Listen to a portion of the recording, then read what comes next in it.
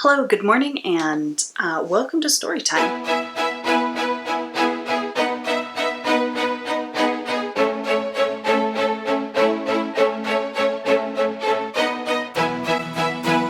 One of the things I always find very interesting is how people start their writing journey, or how they start writing, or whatever you want to call it.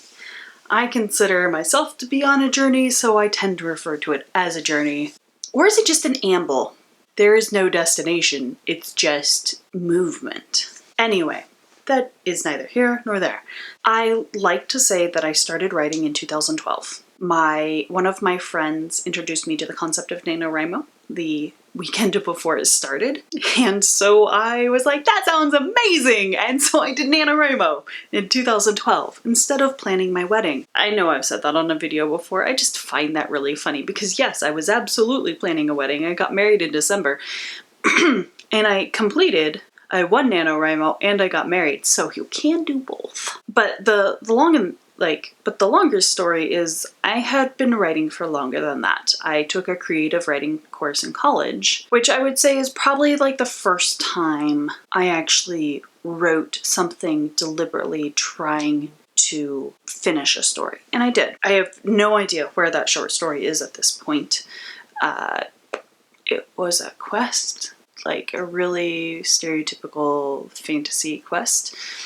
What I did writing-wise before that, I don't like to say is writing because it was just play or like school projects. Anything I did before like that creative writing class that I took, I don't know when I took that. Maybe probably like 2006. I probably took it in 2006 because I probably took it my senior year in high school because it was at community college. My first intentional, this is something that I am trying to do, I am trying to write, it was in 2012 for NaNoWriMo, and I wrote a story that had been in my head for a really long time. That was my first story. I finished it in 2013. Okay, so let me rewind. Like I said, I was getting married. My husband had already moved down from Oregon to California for his job. I was in Oregon finishing up the wedding planning. My job had finished, so I was literally just writing and wedding. And I was like, oh, this is a lot of fun. I should do this author thing full time. So I created my social media and like my website and things like that. We got married. I moved down to California with him because, you know, as married people, we liked to live together. Yeah. Anyway, I moved down to California with him and quickly realized that as an extrovert, I could not do the full-time author thing. I needed people. I had no people. This was miserable. It was absolutely miserable. It took me, I think, 2 months before I got a job. I worked a corporate career for 5 years. I worked in HR. My first job was for a startup. I did their HR. I did some admin. I did payroll. I did IT, I did facilities management, and got super burnt out for many reasons that I might go into at some point.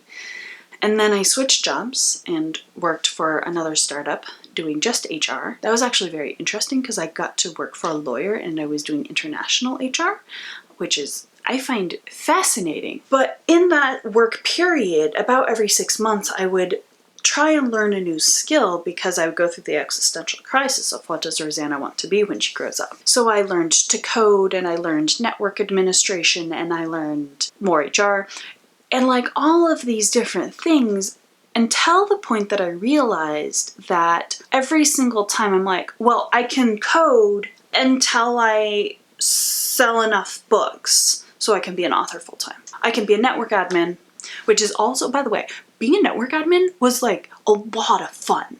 I got to rack servers. I got to like troubleshoot like internet-y stuff. It was really cool. But I wanted to be a network admin until I sold enough books and could be an author full-time. Yeah. And also, in this time period, I participated in NaNoWriMo every single year and won. I remember one NaNoWriMo where I was posting my word count on my cubicle wall so that my coworkers could keep me accountable. It was cool. I had so much fun. It was awesome. So, and then at some point I figured out 6 months or a year into my new job, I figured out that I didn't like HR. Like for a job that has the word human in the job title, there was surprisingly little human contact. Part of it was the job I was specifically in and the company I was specifically in. But I don't like HR. It's not fun for me. I spent a lot of time in filing paperwork and like making sure that the right regulations were being done and that we were providing health insurance the right way and like all this stuff that's like very boring. And I'm sure, and someone out there like finds it fascinating and loves it. I'm very thrilled for you. I hated it. But I also realized that I wanted to be an author, that I wanted to write full time, and that I wanted this job that I was working to be my last job. I didn't want to find another HR job just to like, you know, be miserable for another couple of years. I'm like, if I'm going to be miserable, like let me be miserable here. And the reality is I had a really good boss and I had really cool coworkers.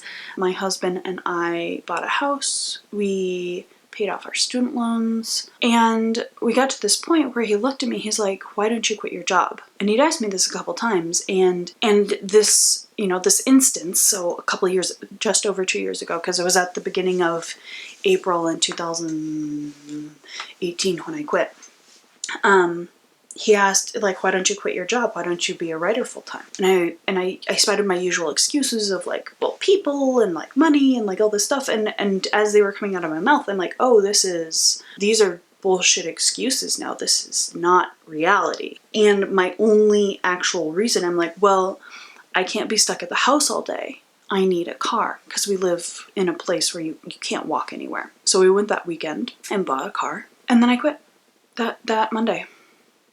And I gave 3 weeks notice, and my last day working in corporate was April 15th, 2018. I'm in HR. I had to end at the end of a pay period just because it works better.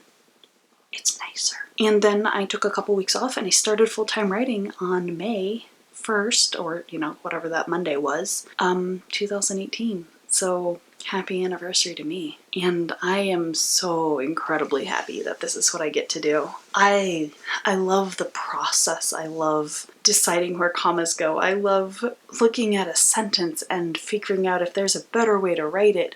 I love imagining these worlds and putting them on paper, and I love putting things out on submission. And I love getting back rejections. I love getting back a yes, because that's incredible. And and I love talking to people about writing, and I love talking to people about books, and I love reading books and like figuring out how they did things, and I like reading books and rewriting them in my head and then putting them down, because seriously, if I rewrite your first 3 chapters in my head, I'm not going to continue. I feel like this year is the year. This is the year that I'm selling things. I sold a short story. I sold a short story. It hasn't been published yet, so I haven't gotten paid yet, but I signed a contract for my short story. And I've got more. So that's how I got to be a writer. That's how I got to be a full-time writer, I guess. And happy 2-year anniversary to me. Thank you so much for watching. I really appreciate it. I would also appreciate it if you liked this video and commented below. What is your favorite part about writing? What is the thing that you love the most about it? Let me know. We can geek out together. All right. Comment, like, subscribe. It really does help me. It really does support me and my channel. Have an incredible week. Have a good weekend whenever you watch this. What is time? What are days? I don't know. What is a weekend? I don't know. But happy writing. Bye.